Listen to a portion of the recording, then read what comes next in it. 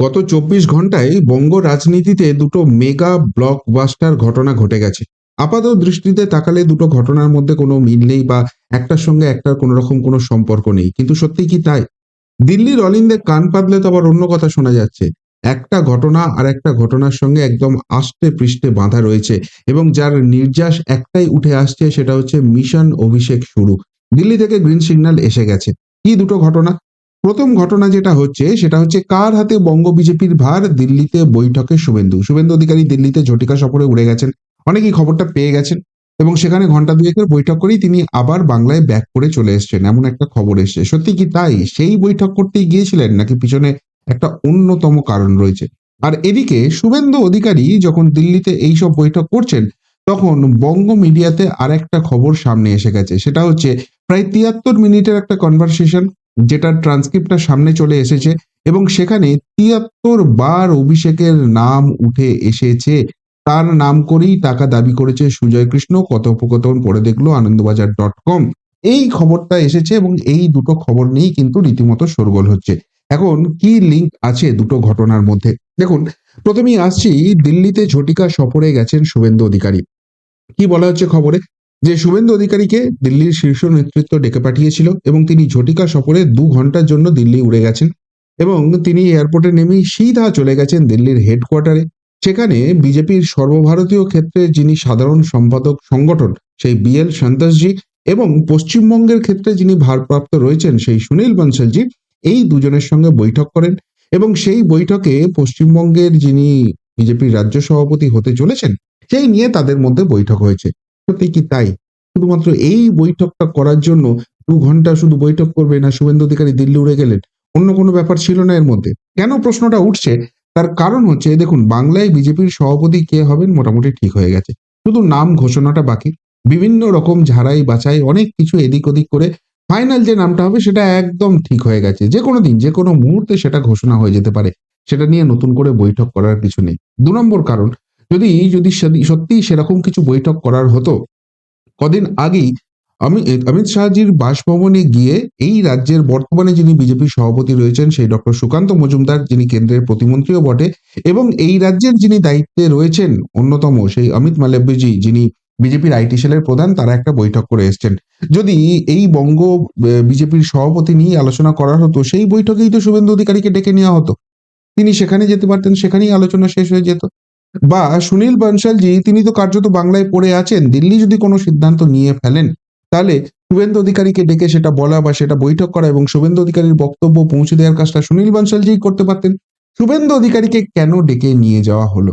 আর এইখানেই মেন কথা, যেটা দিল্লির অলিন্দ থেকে উঠে আসছে, সেটা কিন্তু অত্যন্ত গুরুত্বপূর্ণ হয়ে যাচ্ছে। দেখুন, দিল্লির সঙ্গে বাংলার সমন্বয় করেন এমন এক অন্যতম শীর্ষ নেতা। তার যে বক্তব্য, সেটা হচ্ছে যে লোকসভা নির্বাচনের আগেই শুভেন্দু অধিকারী একটা পার্সোনালি রিপোর্ট অমিত শাহজির কাছে পাঠিয়েছিলেন, এবং সেখানে স্পষ্টভাবে তিনি জানিয়ে দিয়েছিলেন যে বাংলায় এবার যা কন্ডিশন রয়েছে, দুর্নীতির ইস্যুতে যাদের সর্বোচ্চ স্তরের মাথা বলে দাগিয়ে দেওয়া হচ্ছে, তাদের যদি জেলের বাইরে রাখা হয়, তাহলে বিজেপি ১৫র কম আসন পাবে। এবং যদি সেই গ্রেপ্তারি ঘটে, বাংলার মানুষ কিন্তু এদেরকে জেলের পিছনে দেখতে চায়। না হলে এই দুর্নীতি নিয়ে যে কথা বলা হচ্ছে, সেটা ফাঁকা আওয়াজ হয়ে যাচ্ছে, বাংলার মানুষের কাছে বিশ্বাসযোগ্যতা হারাচ্ছে গেরুয়া শিবির, এবং সেক্ষেত্রে ১৫র নিচে আসন নেমে যাবে। আর এদেরকে যদি জেলে ঢোকানো যায়, তাহলে কিন্তু সেই সংখ্যাটা ১৫র বেশি হবে। কত হবে সেই মুহূর্তে বলা যাবে না, কিন্তু হওয়ার পর তিনি অ্যাসেসমেন্ট করে বলতে পারেন। অন্যদিকে এর প্যারালাল একটা রিপোর্ট রাজ্য নেতৃত্বের তরফ থেকে যায়। সেখানে বলা হয় যে বাংলায় এবারে প্রচন্ড রকমের অ্যান্টি ইনকামবেন্সি হাওয়া বইছে। এই শাসক দলের বিরুদ্ধে মানুষ একদম ক্ষিপ্ত হয়ে রয়েছে। তার উপরে যেহেতু লোকসভা নির্বাচন, মোদি হাওয়াও বাংলাতে প্রবলভাবে বইছে। দুটো পজিটিভ ফ্যাক্টর গেরুয়া শিবিরের জন্য রয়েছে। অন্যদিকে ততদিনে সন্দেশখালী কাণ্ড হয়ে গেছে। তার যে ইম্প্যাক্ট বঙ্গ রাজনীতিতে শুরু হয়েছে, সেখানে ওই লক্ষ্মীর ভান্ডারের যে এফেক্ট শাসকের পক্ষে ছিল, সেটা নালিফাই হয়ে গেছে। ফলে সব মিলিয়ে বাংলায় মিনিমাম ২৪টা আসন বিজেপি পাচ্ছেই। বিজেপির কাউন্ট ২৪-এর পর থেকে শুরু হবে। ২৪-এর বেশি যেটাই হবে, যতখানি প্রচার করা যাবে তার উপর ডিপেন্ড করছে। এবার তখন কেন্দ্রীয় নেতৃত্ব একটু জর্জরিত হয়েছিল। কেননা ততদিনে দুটো গুরুত্বপূর্ণ সিদ্ধান্ত তারা জাতীয় স্তরে নিয়ে নিয়েছেন। এক, ঝাড়খণ্ডের তৎকালীন মুখ্যমন্ত্রী হেমন্ত সোরেন তাকে গ্রেপ্তার করা হয়েছে এবং দিল্লির তৎকালীন মুখ্যমন্ত্রী অরবিন্দ কেজরিওয়াল তাকেও গ্রেপ্তার করা হয়েছে। ফলে তার একটা রাজনৈতিক এফেক্ট আছে এবং সেটা লোকসভা নির্বাচন চলে এসেছে। এই অবস্থায় সঙ্গের সঙ্গেও একটা কোথাও মনোমালিন্যের জায়গা তৈরি হয়ে গিয়েছিল। ফলে সব মিলিয়ে আবারও একটা হাই প্রোফাইল গ্রেপ্তার এই পশ্চিমবঙ্গে তার কি ইম্প্যাক্ট হবে, তার থেকে যেহেতু এরকম একটা প্যারালাল রিপোর্ট এসছে, তারা একটু জল মাপতে চাইছিলেন। কেননা তারা জানতেন যে পশ্চিমবঙ্গে যাই ফলাফল হোক, বিজেপি তৃতীয়বার ক্ষমতায় আসা কিন্তু কেউ আটকাতে পারবে না। আর সেই জায়গা থেকেই শুভেন্দু অধিকারীর রিপোর্টটাকে তখন ইগনোর করা হয়েছিল। কিন্তু যখন ফলাফল বেরিয়েছিল, তখন তারা অনুধাবন করেছিলেন যে শুভেন্দু অধিকারী কতখানি গ্রাউন্ড লেভেলের রিপোর্ট দিয়েছিলেন। এবং সেই জায়গা থেকেই কিন্তু এবার এবার একটা বড়সড় পদক্ষেপের জায়গা করতে হবে। অর্থাৎ 2026-এ শুভেন্দু অধিকারী যে মন্ত্রটা বলেছিলেন, যে গ্রাউন্ড রিপোর্টটা পাঠিয়েছিলেন, যে যদি দুর্নীতি নিয়ে কথা বলতে হয়, দুর্নীতি বিরোধী অভিযান বিজেপি করছে, এই জায়গাটা এস্টাবলিশ করতে হয়, তাহলে সর্বোচ্চ স্তরে রাঘব বোয়াল যারা আছে তাদের কিছুতেই জেলের বাইরে রাখলে চলবে না।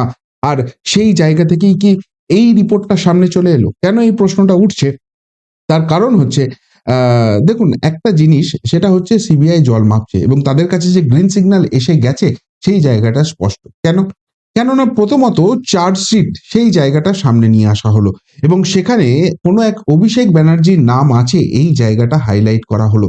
এটা যদি সিবিআই না চাইতো তাহলে কিন্তু সামনে আসতো না। কিন্তু তখনই প্রশ্নটা উঠেছিল যে এখানে অভিষেক ব্যানার্জি নামটা বলা হয়েছে কিন্তু তার কোনো পরিচয় দেওয়া হয়নি। কে এই অভিষেক ব্যানার্জি? কেন সিবিআই এরকম কাজটা করলো?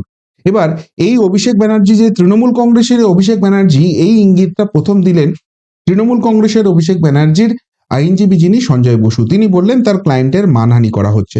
তারপর খোদ টিএমসির অভিষেক ব্যানার্জি প্রকাশ্য মঞ্চ থেকেই তিনি বলে দিলেন যে এটা তাকেই টার্গেট করে বলা হচ্ছে এবং সিবিআই ভাব বাচ্চে কথা বলছে যেরকম করে বিজেপি নেতারা কথা বলে থাকেন। অর্থাৎ দুয়ে দুয়ে চার করলে ওই যে চার্জশিটের নাম যেটা মিডিয়াতে রিপোর্ট এসে গেল, সেই অভিষেক ব্যানার্জি কোনো জনৈক অভিষেক ব্যানার্জি নয়, এটা যে টিএমসির এমপি অভিষেক ব্যানার্জি, সেটা তার আইনজীবী এবং তিনি নিজেই স্পষ্ট করে দিলেন।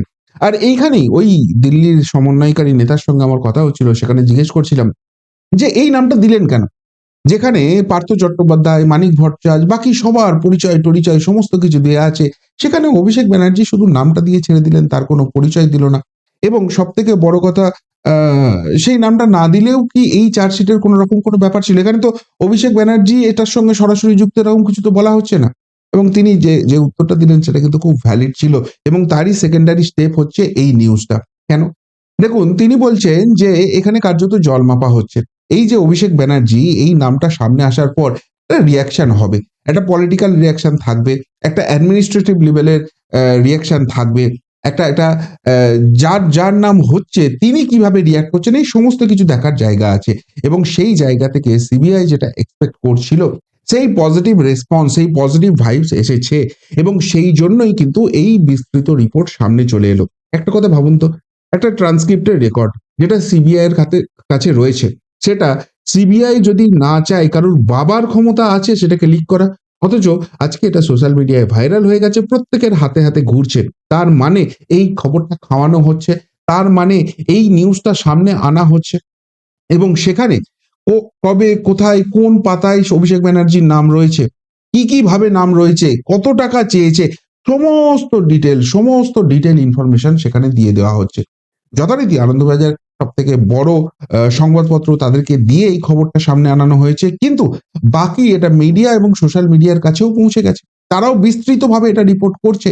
অর্থাৎ প্রথম যে খবরটা দেওয়া হয়েছিল যে অভিষেক ব্যানার্জির নাম রয়েছে এবং সেখানে যে রিয়াকশনটা আশা করা হয়েছিল সেই রিয়াকশনটা পজিটিভ গেছে, এটা নিয়ে রিয়াকশন দিয়েছে, তার মানে এটা নিয়ে ভাবছে, এটা নিয়ে ঘাবড়াচ্ছে এবং সেই জন্যই অভিষেক ব্যানার্জি সম্বন্ধে এত বিস্তৃত এত কিছু ডিটেল রিপোর্ট কিন্তু সামনে আনা হলো।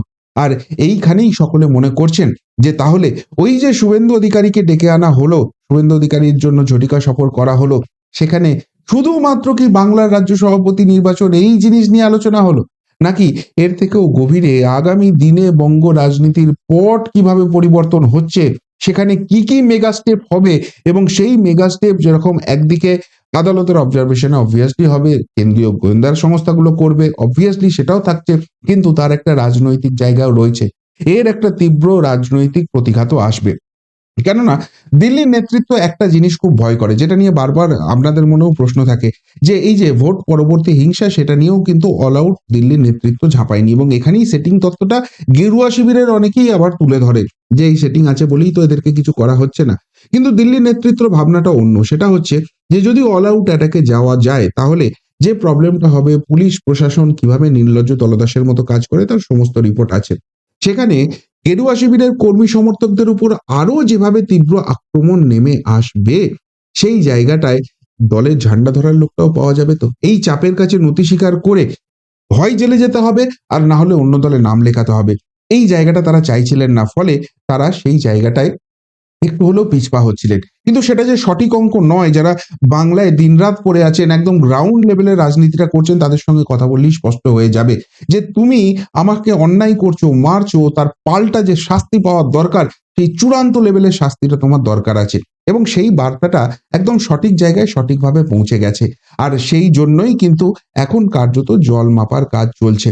কিন্তু এটা একটা জিনিস স্পষ্ট হয়ে গেছে, যে দিল্লির গ্রিন সিগন্যাল এসেছে, তারা বড় স্টেপ নেওয়ার জন্য তৈরি হয়েছে, এবং সেই জন্যই তারা একদম পিরিয়ডিক্যালি, একদম প্ল্যান মাফিক এই নামগুলো, এই তথ্যগুলো সমস্ত কিছু মিডিয়ার সামনে, সোশ্যাল মিডিয়ায় সামনে নিয়ে আসছে, এবং তারা শুধু রিয়াকশনটা মেজার করছে। কিন্তু তার পাশাপাশি যখন আসল ঘটনা ঘটবে, যখন কড়া স্টেপটা নেওয়া হবে, তখন একটা প্রচন্ড রকমের রাজনৈতিক এবং প্রশাসনিক প্রতিঘাত নেমে আসবে। সেটাকে কিভাবে হ্যান্ডেল করা হবে, সেটা হ্যান্ডেল করতে গেলে কি কি করা হতে পারে, এবং প্রয়োজনে যদি যদি এখানে পুলিশ প্রশাসন একটা অন্যরকম আচরণ করে, তার অ্যান্টিডোট কি হবে, তার সমস্ত কিছু আলোচনা হওয়ার জন্যই কি শুভেন্দু অধিকারীকে ডেকে পাঠানো হয়েছিল। কেননা তিনি এই মুহূর্তে পরিষদীয় রাজনীতিতে আছেন, এবং অত্যন্ত গুরুত্বপূর্ণ জায়গা তিনি হোল্ড করছেন। তিনি কোনো সাংগঠনিক জায়গায় নেই। সুতরাং সাংগঠনিক সিদ্ধান্ত নিতে গেলে শুভেন্দু অধিকারী, হ্যাঁ তিনি গুরুত্বপূর্ণ নেতা, তাকে ইনফর্ম করা হবে বা তার সঙ্গে কথা বলা হবে ডেফিনেটলি। কিন্তু শুধুমাত্র সেইটার জন্য তাকে আলাদা করে ডেকে নিয়ে আসা হচ্ছে, এমন ঘটনা কিন্তু নয়। আর সেইখানেই কিন্তু দুয়ে দুয়ে চার করছেন। এবং এখানেও দেখুন, যে মিডিয়া রিপোর্ট গুলো আসছে, আরো আরো বেশ কিছু মিডিয়া রিপোর্ট এই সংক্রান্ত সামনে এসছে, যেখানে সুজয় কৃষ্ণ ভদ্র, কালীঘাটের কাকু, যিনি আপাতত জামিন পেয়ে ঘরে রয়েছেন, তিনি পরিষ্কারভাবে পার্থ চট্টোপাধ্যায়কে দাগিয়ে দিচ্ছেন, পার্থদা লোভী, 20 কোটি টাকা পাবে শুনলে চোখের ঠুলি পরে নেবে। অডিওতে লোভের আরো ব্যাখ্যা কি বলেছেন সুজয় কৃষ্ণ। পার্থ চট্টোপাধ্যায় তিনি কিভাবে পুরোটার সঙ্গে যুক্ত, কিভাবে দুহাতে তিনি দুর্নীতিটা করেছেন, এবং ওই যে 50 কোটি টাকার পাহাড় পাওয়া গেছে, সেটা কিছুই নয়, তার ছত্রে ছত্রে ডিটেলস রয়েছে। এই চার্জশিটে পার্থ চট্টোপাধ্যায়ের নাম আছে। তাকে যে গাঁথা হবে, তাকে তাকে যে জেল মুক্তি হবে না, তাকে যে তিহারে যেতে হবে, সেই জায়গাটা এস্টাবলিশ হয়ে যাচ্ছে। আর পার্থ চট্টোপাধ্যায় যদি গেঁথে যায়, পার্থ চট্টোপাধ্যায়ের কাছে কি আর অন্য কোনো অপশন থাকবে? কে এই অভিষেক, সেটা স্বীকার করা ছাড়া? এখানে আরো ডিটেলসে তথ্য দেওয়া হচ্ছে, আরো মিডিয়া রিপোর্ট করা হচ্ছে, যে চাকরি বিক্রি ছক কষেই কি নিয়োগের বিজ্ঞপ্তি। ভাইরাল অডিওর কথোপকথন খতিয়ে দেখছে সিবিআই। আগে ঠিক করে নেওয়া হচ্ছে কি পরিমাণ দুর্নীতি করব, কত টাকা লুটবো, কার কাছ থেকে লুটবো, কি রেট হবে, সমস্ত কিছু হয়ে যাচ্ছে, এবং সেই অনুযায়ী কতগুলো পদ করতে হবে সেটা সেটা ঠিক হচ্ছে।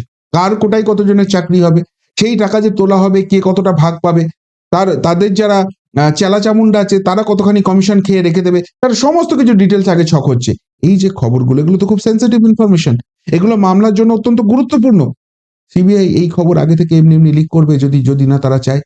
এবং এটা তারা এতদিন চুপ করে বসে আছে, যে সিবিআই কে কি না কি বলে বাংলার মানুষ গালাগাল করেছে, অপদার্থ ব্যর্থ বলেছে, সেই কিছু নিয়েও তারা চুপ করে আছে, কিচ্ছু সামনে আনেনি। এতদিন তারা এই ইনফরমেশন তো হঠাৎ করে তাদের হাতে এসে পড়েনি, চুপ করে বসেছিল, কেননা গ্রিন সিগন্যালটা আসেনি। এবার গ্রিন সিগন্যালটা নির্দিষ্টভাবে এসেছে, এবং সেই জন্যই নির্দিষ্ট ছকে এগোচ্ছে, নির্দিষ্ট প্ল্যানে এগোচ্ছে, সেই জন্যই পিরিয়ডিক্যালি এগুলো সামনে নিয়ে আসছে। প্রশ্নগুলো কিন্তু খুব ভ্যালিড হিসেবে আসছে। অর্থাৎ অর্থাৎ যেটা ভাবা হচ্ছে, যে দুর্নীতি কাণ্ডে সর্বোচ্চ মাথা, কোনো রকম কোনো রেহাই নেই, তাকে নিশ্চিতভাবে তিহার যাত্রা করতে হবে, যেটা বাংলার মানুষ দেখতে চায়। এবং সেই জন্য পাল্টা অনেক কিছু চেষ্টা হচ্ছে, অনেক কিছু বার্তা দেওয়ার চেষ্টা হচ্ছে। আমাদের মধ্যে ঝগড়া আছে, পিসি ভাইপোর মধ্যে দাপাদাপি চলছে, দল ভেঙে যাবে, প্রকাশ্যেই বলে দিচ্ছেন আমি তো বিজেপিতে যাব, এইসব কথা রটিয়ে দেওয়া হচ্ছে। কে রটাচ্ছে? প্রশ্ন তুলছি আমরা, জবাব দিন। নাম করে বলুন যে অমুক অমুক চন্দ্র অমুক রটিয়ে দিয়েছে, অমুক নেতা বলেছে বিজেপির যে আমি বিজেপিতে যাব। সেসব কিচ্ছু বলতে পারছে না, বার্তা দেওয়ার চেষ্টা হচ্ছে, কিন্তু সেই সব বার্তা দিয়ে যে কিছু হবে না। বাংলার মানুষের মনটা রিড করে ফেলেছেন মাননীয় বিরোধী দলনেতা, এবং সেখানে কি করলে কোনো রকম কোনো জায়গা ছাড়ার জায়গা নেই। সেই জায়গার কোথায় রিপোর্ট দিলে কি হবে সেটাও তিনি করে ফেলেছেন।